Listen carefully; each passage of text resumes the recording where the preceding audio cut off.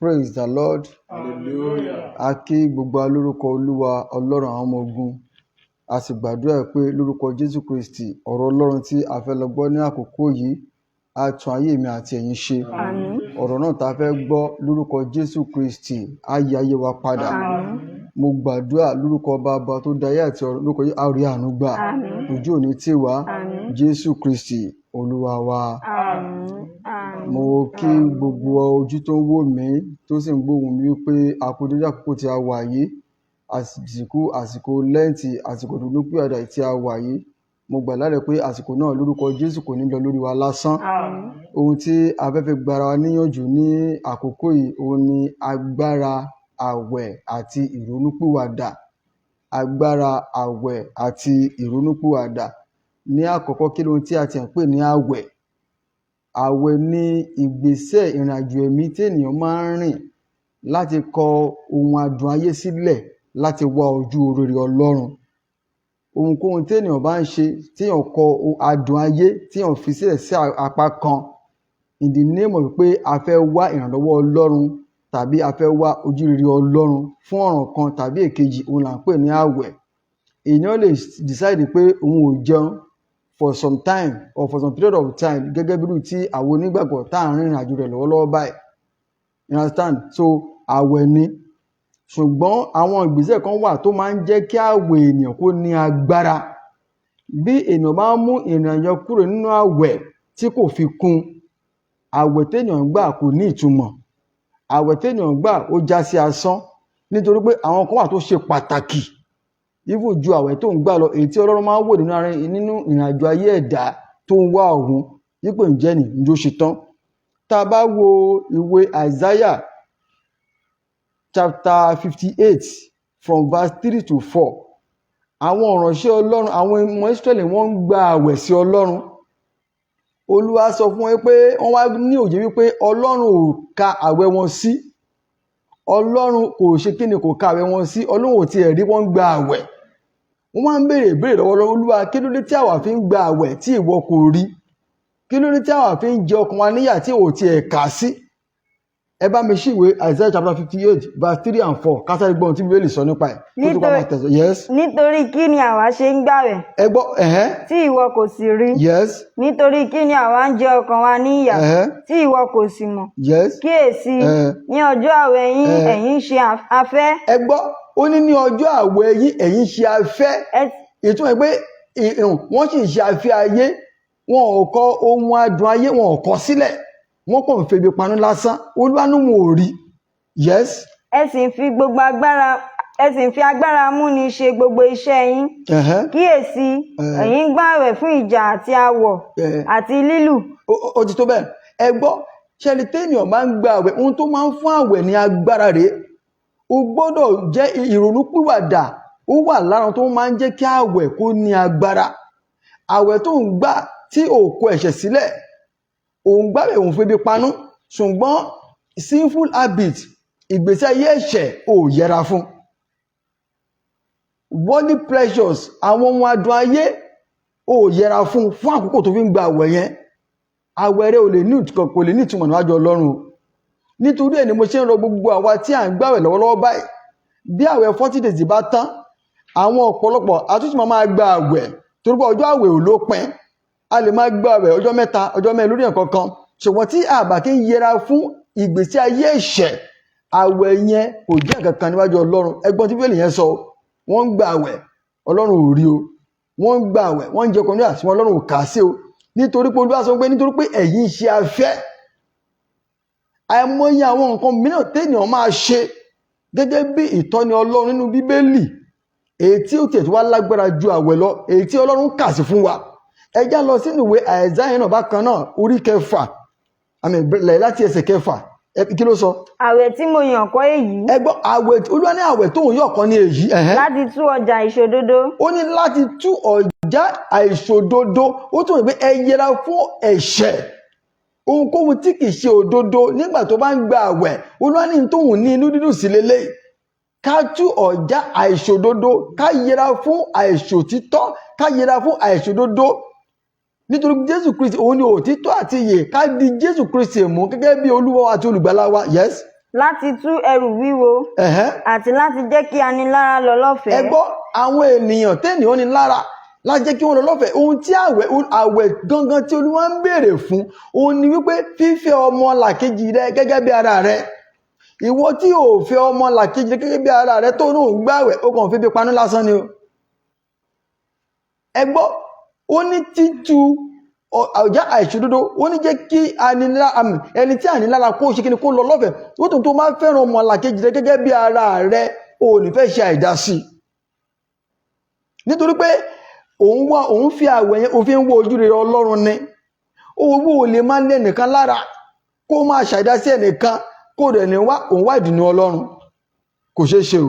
Ó ní nítorí pé ohun tẹ́nìyàn bá gbìn báyìí òun ló máa ká. Ó ní ẹnikẹ́ni tó bá ṣàánú yóò rí àánú gbà. Ẹ bá mi tẹ̀síwájú Bible chapter yẹn. Àti láti já gbogbo àjàgà. Yes. Kì á ń ṣe láti fi oúnjẹ rẹ̀ fún àwọn tí ebi ń pa. Ẹ gbọ́, oúnjẹ rẹ fi fún àwọn tí ebi ń pa. Oúnjẹ tó yẹ kí ìwọ jẹ, ó pín fún ẹlòmíràn, òun náà jẹ nú ẹ̀.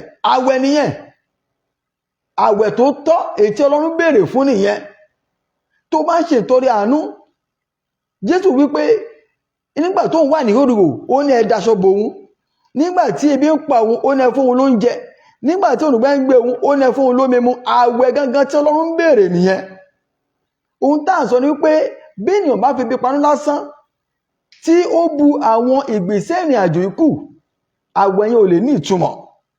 Ìrònúpìwàdà kúrò nínú ìwà búburú, kúrò nínú ẹ̀ṣẹ̀, ohun gangan ló máa ń jẹ́ kí àwẹ̀ kó ní ìtumọ̀ níwájú Ọlọ́run.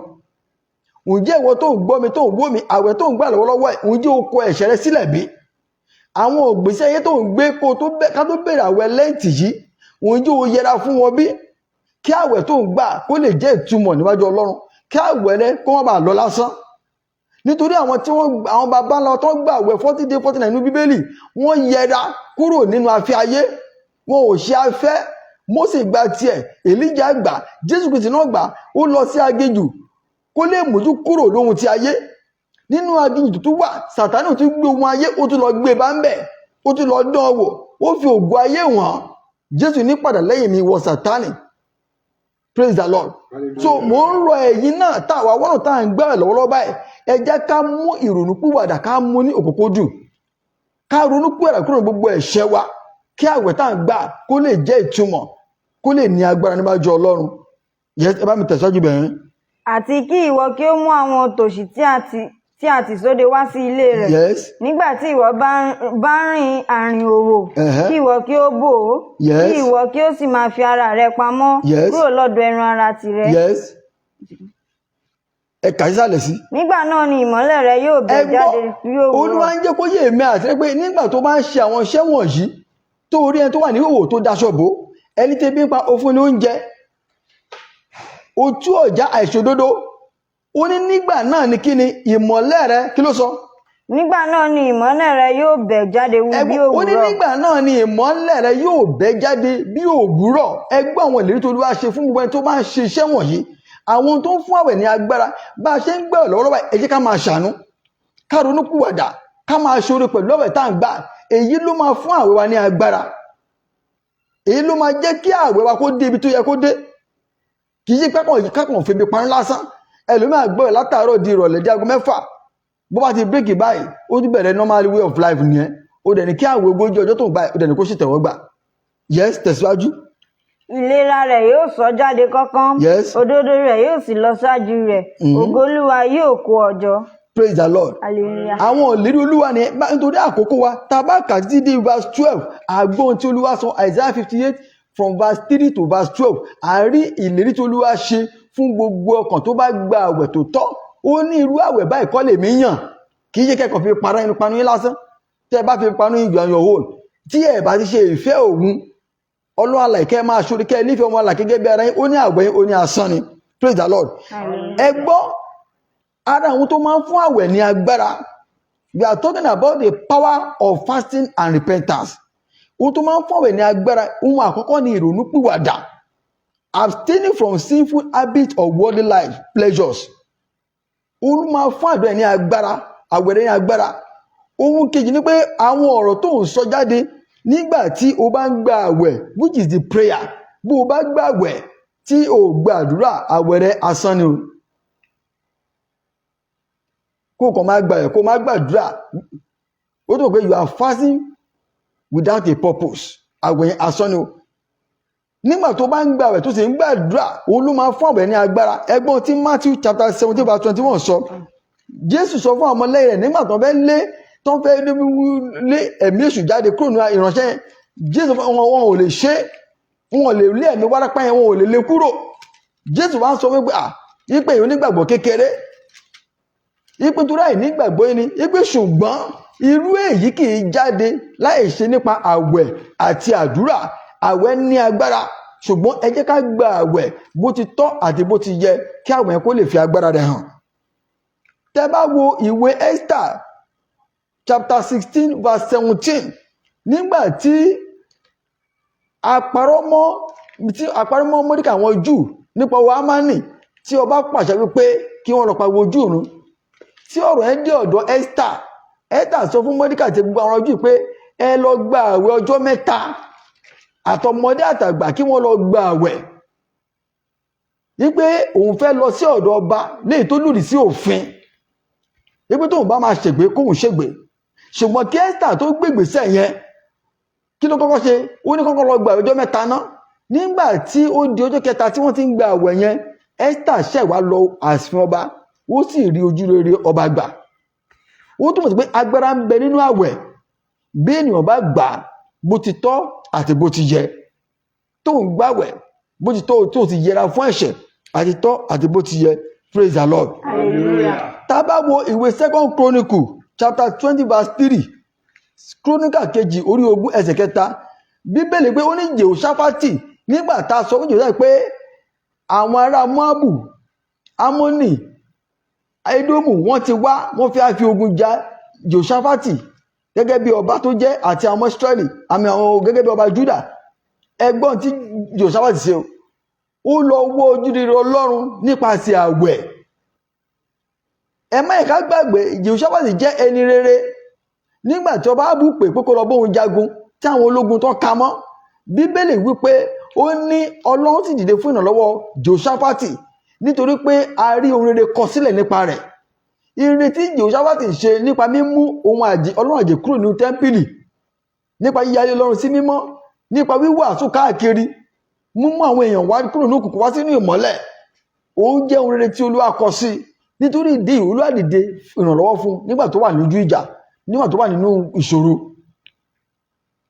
Ó sì ké pe Olúwa, àwẹ̀ rẹ̀ sí kíni, ó sì tẹ́wọ́gbà, Ọlọ́run dá sí ìrìn àjò rẹ̀.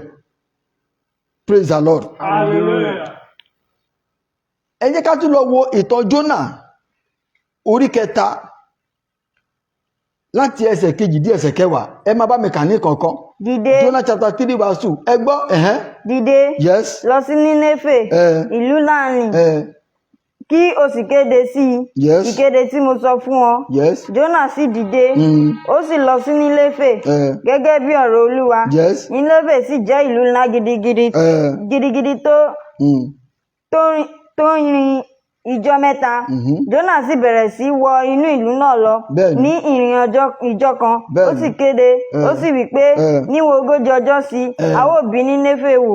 Àwọn ènìyàn Nínéfè sì gbọ́ Ọlọ́run gbọ́, wọ́n sì kéde àwẹ̀. Ẹ gbọ́, Olúwa sọ fún Jónà kó lọ wàásù ìrònúpìwàdà fún àwọn ará Nínéfè. À ń sọ nípa agbára àwẹ̀ àti ìrònúpìwàdà. Àwọn èèyàn máa sọ pé Ọlọ́run kì í ronúpìwàdà, Ọlọ́run kì í ronúpìwàdà. Ẹ má bá wọn sọ bẹ́ẹ̀ mọ́, Ọlọ́run ronúpìwàdà o. Ẹ máa rí ìdí rẹ̀ ní ìsìn nínú ọ̀rọ̀ Ọlọ́run pé Olúwa ti ronúpìwàdà kúrò nínú ibi èyí tó fẹ́ ṣe sí àwọn ará Nínéfè.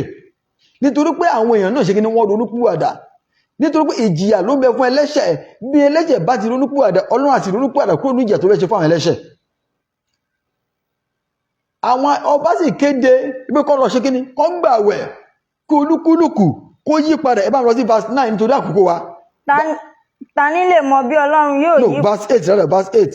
Ṣùgbọ́n jẹ́ kí ènìyàn àti ẹranko fi aṣọ ọ̀fọ̀ bora. Wọ́n ní jẹ́ kí ènìyàn àti ẹranko kó fi aṣọ ọ̀fọ̀ bora nígbà tó ti gbọ́ ìwàásù Jónà wípé Olúwa fẹ́ bẹ̀lú yẹn wò. Kí wọ́n sì kígbe kíkan sí Ọlọ́run. Yes. Sì jẹ́ kí wọ́n yí padà. Ẹ gbọ́. olúkúlùkù kúrò ní ọ̀nà ibi rẹ̀. Ẹgbọ́n ní kí olúkúlùkù yí padà kúrò nínú ọ̀nà ibi rẹ̀. Àti kúrò ní ìwà agbára tí ó wà lọ́wọ́ wọn. Yes. Ta ni lè mọ̀ bí Ọlọ́run yóò yí padà kí ó sì ronúpìwàdà, kí ó sì yí padà kúrò ní ìbínú gbígbóná rẹ̀, kí àwa má ṣègbé. Ọlọ́run sì rí iṣẹ́ wọn pé wọ́n yí padà kúrò ní ọ̀nà ibi wọn. Ẹgbọ́n Bíbélì pé ó ní Ọlọ́run rí ìṣe àwọn ará Nínéfè pé wọ́n yí padà kúrò nínú ọ̀nà ibi wọn. Ọlọ́run sì ronú padà ibi. Ẹgbọ́n kí ni Bíbélì ó ní Ọlọ́run ṣe kí ni ó ronú padà. Ọlọ́run ronú padà kúrò nínú kí ni? Ibi tí òun ti wí pé òun ò ṣe sí wọn. Nínú ibi tó ti pinnu kò máa ṣe sí wọn tí wọn bá ronú padà. Olúwa kò ṣe bí yẹn sí wọn mọ́. Ó túmọ̀ sí pé bí Ọlọ́run tó jẹ́ Ọlọ́run gbogbo ayé bá lè máa ronú padà kúrò nínú ìjìyà èyí tó fẹ́ ṣe sí àwọn ènìyàn nítorí pé wọ́n ẹ̀ṣẹ̀. Mélòó wá ní àwọn ènìyàn? Mélòó ní ìwọ tó jẹ́ lẹ́ran ara tó jẹ́ ènìyàn? Kí ló ń ṣe ọ́ tí wọn náà lè ronú padà? Ẹlòmíì ti ṣẹ̀ ọ́, o ti lérí wípé ó máa bá jà. Ẹlòmíì ti ṣẹ̀ ọ́, o ti rí pé ó máa dá sẹ̀dá fún, bó ṣe jẹ́ ó máa fi hàn. Bẹ́ẹ̀ ni ẹ bá lè ronú pìwàdà, kí ló dé tí wọn náà lè ronú pìwàdà? Kí ló dé tí ìwọ náà tí ò lè ronú pìwàdà? Bí Ọlọ́run bá lè ronú pìwàdà kúrò nínú ìjà tó fẹ́ ṣe fún àwọn ará Nínéfè tó ronú pìwàdà, ó túmọ̀ sí pé agbára ń bẹ nínú ìrònú pìwàdà. Bí ènìyàn bá ronú pìwàdà kúrò nínú ọ̀nà búburú rẹ̀, Ọlọ́run náà ronú pìwàdà kúrò nínú ibi tí sẹ̀ríà tàbí ìjà tọ́lọ́run fẹ́ ṣe. So agbára, there are some things we can do as human beings that can move the hand of God. Òun náà ni ìrònú pìwàdà kúrò nínú ẹ̀ṣẹ̀. Bí ènìyàn máa ń gbààwẹ̀ gẹ́gẹ́ bí mo sọ lẹ́ẹ̀kan, bí ẹ bá ti fi ìrònú pìwàdà kúrò nínú ìwà ẹ̀ṣẹ̀ tàbí afi ayé kún, àwẹ̀ yẹn ò nítumọ̀. Lórúkọ Jésù mo gbàdúrà lórúkọ Bàbá Ọmọ Ẹ̀mí Mímọ́, ìrìn àjò ọ̀gbẹ́ tá à ń rìn lọ ẹ̀, Ọlọ́run yóò jẹ́ kó ní ìtumọ̀ níwájú wọn lọ́wọ́ láàyè. Lórúkọ yìí a ò ní gbààwẹ̀ yìí lásán. So I am saying this today. Ìwọ tó ń gbààwẹ̀, mo fẹ́ encourage ẹ wípé láti òní lọ bẹ̀rẹ̀ sí ní lọ máa ṣe oore. Ìṣoore rẹ yóò ran àwẹ̀ rẹ lọ́wọ́. Láti òní lọ máa ṣe àánú. Ìṣàánú rẹ yóò ran àwẹ̀ rẹ lọ́wọ́. Láti òní lọ wọnú ayọ̀ ńlá lọ. Ayọ̀ yẹn lórúkọ ayọ̀ yẹn ó máa farahàn, á sì ran ayé tiẹ̀ náà lọ́wọ́. Àmín Jésù. Ohun tí ibẹ̀ ń sọ, fẹ́ràn ọmọlàkejì rẹ gẹ́gẹ́ bí ara rẹ o. Ọlọ́run tó sì ń gbààwẹ̀ sí, ǹjẹ́ o fẹ́ràn Ọlọ́run náà bí? Kó má jẹ́ pé you are fasting to fulfill all righteousness. Agbára ń bẹ nínú àwẹ̀ o. Agbára sì ń bẹ nínú ìrònúpìwàdà. Nípa àwẹ̀ àti àdúrà, a máa ṣí àwọn òkè nídìí. Nípasẹ̀ ìrònúpìwàdà, a máa rí ọ̀pọ̀lọpọ̀ ìdájọ́ dànù kúrò lórí ayé ènìyàn. Lórúkọ Jésù àti èmi àti ẹ̀yin, àìrìn àjò tá à ń rìn lọ́rọ̀ a ò ní ṣe lásán. Àmín Jésù. Lórúkọ Jésù a ò ní ṣe lásán. Àmín Jésù. Lórúkọ Jésù a ò ní ṣe lásán. Mo gbàdúrà lẹ́ẹ̀kan sí lórúkọ Bàbá Ọmọ Ẹ̀mí Mímọ́. Gbogbo ohun tá a lè ti ṣe ṣáájú àsìkò àwẹ̀ yìí tàbí tá a lè ti ṣe ṣáájú àkókò tí a wà yìí, èyí tí ó lè jẹ́ kí àwẹ̀ tá ti gbà sẹ́yìn kó má ní ìtumọ̀. Nítorí ọ̀rọ̀ tá a gbọ́ nísìnyí pé àfi ká lè ronú pìwàdà kúrò nínú ẹ̀ṣẹ̀ kí àwẹ̀ wa kó lè jẹ́ ìtumọ̀, kó lè ní ìtumọ̀ sí Ọlọ́run. Àfi ká lọ máa bẹ̀rẹ̀ sí máa ṣoore, ká máa ṣàánú kí àwẹ̀ wa kó lè ní ìtumọ̀ níwájú Ọlọ́run. Lórúkọ Jésù láti òní lọ àwẹ̀ yóò bẹ̀rẹ̀ sí ní ìtumọ̀. Lórúkọ Jésù àwẹ̀ yóò bẹ̀rẹ̀ sí ní ìtumọ̀. Ní orúkọ ti Bàbá, ní orúkọ ti Ọmọ, ní orúkọ ti Ẹ̀mí Mímọ́, ní orúkọ ńlá ti Jésù Kristi Olúwa wa. Mo fẹ́ kí a gba àwọn àdúrà kan. Àdúrà àkọ́kọ́ tí mo fẹ́ ká gbà rèé. Ẹ jẹ́ sáré sọ fún Olúwa ká pe orúkọ Jésù lẹ́ẹ̀kan. Bá a bá rí ohun tí mo ti ṣe tàbí tí mo ti tọwọ́ bọ̀ tí ó ní jẹ́ kí àwẹ̀ mi kó ní ìtumọ̀ níwájú rẹ Ọlọ́run, Olúwa fi àánú dáríjì. Nítorí pé ìwé Àìsáyà 58:3 sọ pé kí ló tẹ́ ọ̀ fi ń gbà àwẹ̀ tí wọn kò rí? Kí ló ta fi ń jẹ ọkàn wa níyà tí wọn kò kà sí? Ẹ jẹ́ sọ fún Olúwa ohun tí mo lè ti tọwọ́ bọ̀ tàbí tí mo lè ti ṣe èyí tó lè jẹ́ kó má ka àwẹ̀ mi sí, èyí tí ò ní jẹ́ kó rí àwẹ̀ mi, ẹ̀mí mímọ́ ó jẹ́ fi àánú dáríjì àdúrà lórúkọ Jésù ní agbára ẹ̀jẹ̀ Jésù. Olúwa mo gbàdúrà tá a bá ronú ohun tí mo ti tọwọ́ bọ̀ bí ẹ̀ṣẹ̀ tàbí ohun tí mo ti ṣe èyí tó lè mú kí àwẹ̀ mi kó má ṣe ìtẹ́wọ́gbà, èyí tó lè mú kí nǹkan máa jẹra mi ní ìyà lásán, ẹ̀mí mímọ́ Olúwa ẹ dáríjì, arúgbó Olúwa ẹ dáríjì, ẹ̀mí Olúwa ẹ dáríjì, Olúwa ẹ dáríjì ohun tí mo ti ṣe, ọ̀rọ̀ tí mo ti sọ, ìwà tí mo ti wù, èyí tó yẹ kí àwẹ̀ tí mo ti gbà wá kó ní ìtumọ̀, ẹ̀mí ọ̀fọ̀ dáríjì Jésù Olúwa wa. Mo fẹ́ kẹ́ ẹ understand nǹkan dáadáa o. Bí àwẹ̀ tí yàn ń gbò bá ní ìtumọ̀, báwo lọ́nà ṣe fẹ́ dáhùn àdúrà yẹn? Ẹ já sọ fún Olúwa sà, ó ná ọwọ́ òun ò kúrú láti gbani, bẹ́ẹ̀ ni etí mo sì di láti gbóhùn ẹ̀bẹ̀ wa o. Ó ní ṣùgbọ́n ẹ̀ṣẹ̀ wa ló ti ta wá nù kúrò níwájú wọn Ọlọ́run alààyè. Ẹ já lọ́nà àdúrà lẹ́ẹ̀kan sí i.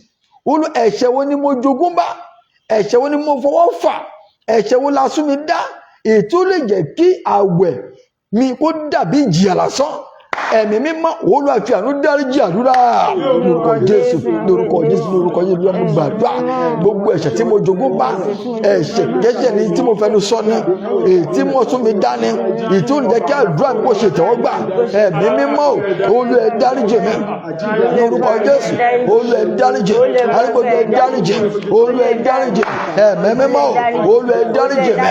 Gbogbo ẹ̀ṣẹ̀ tí ó lè jẹ́ kí àdúrà kó ṣe tẹ́wọ́gbà, Olúwa ẹ dáríjì mi, ẹ̀mí dáríjì mi, Olúwa ẹ dáríjì mi, Olúwa ẹ fàwọ́ ẹ̀ṣẹ̀ mi yà, Olúwa ẹ dáríjì mi, Olúwa ẹ dáríjì mi. Jésù Kristi Olúwa wa. Ẹ jẹ́ gbàdúrà dáadáa o. Ẹgbọ́n tí Paul apostoli sọ, ó ní ohun tí rere tó ń wù òun láti máa ṣe, òun kọ́ ni òun ń ṣe. Ó ní ṣùgbọ́n kì í ṣe òun lòun ṣe bí kò ṣe ẹ̀mí ẹ̀ṣẹ̀ tí ń gbé inú òun. Ẹ jẹ́ sọ fún Olúwa wípé ẹ̀mí tí ń mú ènìyàn ṣe rere, Olúwa ẹ rán sínú ayé mi. Ó máa ń wọn ẹlòmíì láti máa ṣàánú, ó máa ń wọn ẹlòmíì láti máa gbégbèsè tó dáa, ó máa ń wọn ẹlòmíì láti máa nífẹ̀ẹ́ ọmọlàkejì rẹ̀, ṣùgbọ́n ní ọ̀nà kan tàbí èkejì wọn ò lè ṣe. Ẹja porúkọ Jésù lẹ́ẹ̀kan, ẹ̀mí tí ń mú ní ṣe rere, ẹ̀mí mímọ́ Olúwa ẹ rán sínú ayé mi. Àṣé bí oh my God, ẹgbọ́n tó ṣẹlẹ̀ sí Sọ́ọ̀lù, ibi ló ṣe, ṣùgbọ́n nígbà tí ẹ̀mí mímọ́ wọnú ayé rẹ̀, ó bẹ̀rẹ̀ sí ṣe rere. Ẹja sọ fún Olúwa màsà wípé Olúwa ẹ̀mí tí mú ènìyàn ṣe rere gẹ́gẹ́ bí o ti fẹ́, Olúwa ẹ rán sínú ayé mi. Àdúrà lórúkọ Jésù ní agbára ẹ̀jẹ̀ Jésù. Olúwa mo gbàdúrà ẹ̀mí tí mú ènìyàn ṣe rere, ẹ̀mí mímọ́ bàbá Olúwa ẹ rán sínú ayé mi lórúkọ Jésù. Olúwa ẹ rán sínú ayé mi ẹ̀mí tí mú ènìyàn ṣe rere fún ọmọlàkejì, ẹ̀mí tí mú ènìyàn fi ọmọlàkejì rẹ̀ gẹ́gẹ́ bí ara rẹ̀, Olúwa ẹ rán sínú ayé mi, Olúwa ẹ rán sínú ayé mi ní orúkọ Jésù Kristi Olúwa wa. Mo fẹ́ kẹ́ study ìwé Àìsáyà dáadáa o. Irú àwẹ̀ tí Olúwa ń béèrè lọ́wọ́ èmi àti ẹ̀yin. Gẹ́gẹ́ bí Jésù sọ pé òun wà ní ìhòòhò, ẹ daṣọ bo òun. Òrùngbẹ́ ń gbé òun, ẹ fún òun lómi mọ́. Ebi ń pa òun, ẹ fún òun lóúnjẹ. Ó tún pé ìṣeré ní Bíbélì sọ pé ẹnikẹ́ni tó bá mọ rere ṣe tí ò bá ṣe, ó ní ìkà ènìyàn ni. Ó wà lè máa ṣe ìkà kí o máa béèrè fún ojúrere Ọlọ́run alààyè, kò ṣeé ṣe. Ẹ já sọ fún Olúwa, ẹ̀mí tí ń mú ènìyàn ṣe rere fún ènìyàn, à ń lọ gbàdúrà lẹ́ẹ̀kejì ni. Olúwa jẹ́ kí ẹ̀mí rẹ̀ kó wọnú ayé mi lọ. Bíbélì pé kì í ṣe nípa ipá tàbí agbára bí kò ṣe nípa ẹ̀mí Ọlọ́run alààyè. Ẹ̀mí mímọ́ lágbára àwọn wòlíì gbani. Jésù fún ọmọ ẹ̀rọ pé yóò gba agbára nígbà tí ẹ̀mí mímọ́ bá bà léyìn. Agbára kíni? Agbára àti máa ṣe rere ni nípasẹ̀ ọ̀rọ̀ Ọlọ́run.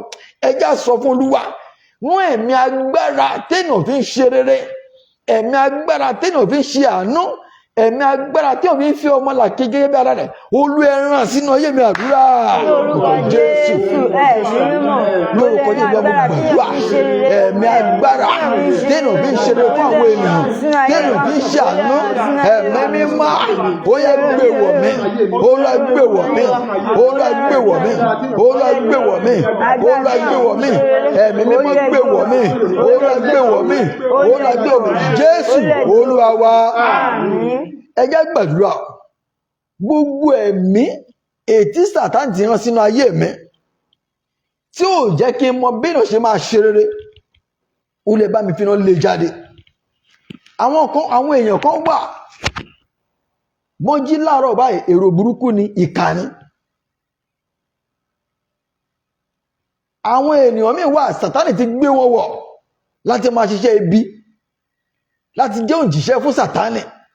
Ẹja sọ fún adániwáyé, gbogbo ẹ̀mí tí Sátánì ti rán sínú ayé mi láti máa ṣiṣẹ́ lòdì sí ẹ̀mí Ọlọ́run, gbogbo ẹ̀mí tí Sátánì rán sínú ayé mi tí ò jẹ́ kí n máa wà bí ọmọ Ọlọ́run, ẹ̀mí mímọ́ ó lọ bá mi fi iná rán jáde. Àdúrà lórúkọ Jésù, lórúkọ Jésù. Olúwa mo gbàdúrà gbogbo ẹ̀mí tí Sátánì ti rán sínú ayé mi èyí tí kò jẹ́ kí n máa wà bí ọmọ Ọlọ́run, lórúkọ Jésù, ẹ̀mí mímọ́ ó lọ fi iná lé jáde, ó lọ fi iná lé jáde, ó lọ fi iná lé jáde, ó lọ fi iná lé jáde, ó lọ fi iná lé jáde. Gbogbo ẹ̀mí tí Sátánì ti rán sínú ayé mi èyí tí kì í jẹ́ kí n wà bí ọmọ Ọlọ́run, oh my God, ó lọ fi iná lé jáde, ó lọ lé jáde. Jésù Olúwa wa. Ẹ jẹ́ wá gbàdúrà. Mo gbà pé níwọ̀n ìgbà tá a ti gbọ́ ọ̀rọ̀ Ọlọ́run wípé ìrònúpìwàdà a máa fún àwẹ̀ ní agbára, mo dẹ̀ mọ̀ pé láàrin ìṣẹ́jú kan tá a ti gbọ́ ẹ̀mí Ọlọ́run ti mí sí wa àti ìrònúpìwàdà. Ẹ jẹ́ sọ fún Olúwa kí ló tó fẹ́ kó Olúwa kó ṣe fún nínú àjọ yìí, kí àwẹ̀ tá à ń gbà lọ kó tó pé ìdajì. Ìyanu tó ṣòro gbàgbọ́, ìyanu èyí tó ṣòro gbàgbọ́, Olúwa fi wá mi kàn. Ẹ sọ di àdúrà lórúkọ Jésù.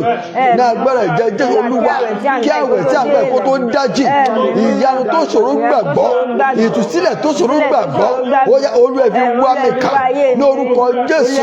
Olúwa fi wá mi kàn, arúgbó tó fi wá mi kàn. Ẹ̀mí mímọ́, ìyanu tó ṣòro gbàgbọ́, Olúwa jẹ́ kó ṣẹlẹ̀. Jésù Olúwa wa.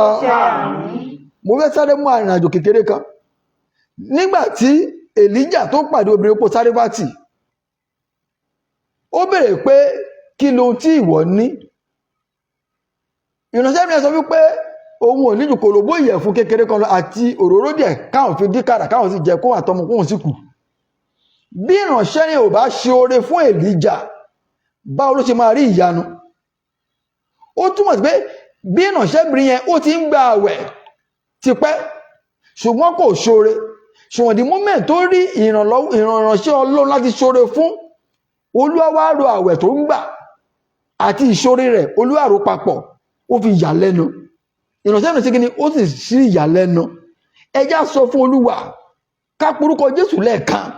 Olúwa, ìyanu tó ṣòro gbàgbọ́sẹ́, ẹ̀mí mímọ́ kí àwẹ̀ tó dájì, Olúwa jẹ́ kó wá ayé mi kàn. Àdúrà lórúkọ Jésù. Náà gbọ́dọ̀ jẹ́ Olúwa mú gbàdúrà ìyanu èyí tó ṣòro gbàgbọ́, kí àwẹ̀ tó dájì, ẹ̀mí mímọ́ Olúwa fi wá mi kàn. Olúwa fi wá mi kàn.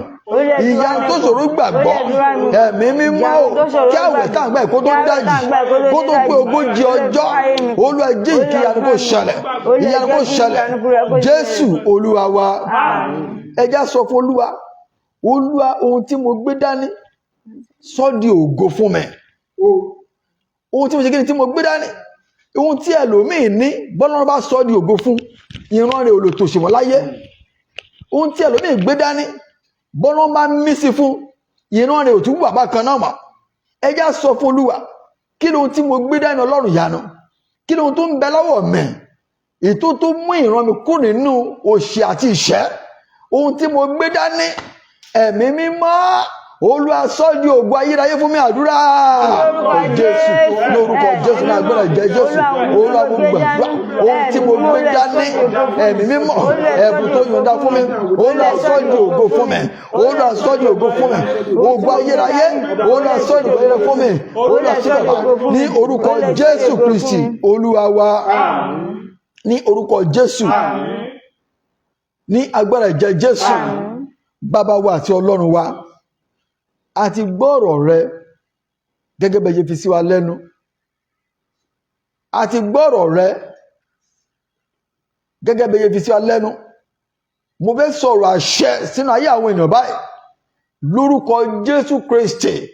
Gbogbo ojú tó ní oore ọ̀fẹ́ láti wò mẹ́ lórúkọ Jésù, ẹ ò tún wà bákan náà mọ́. Àmín Jésù.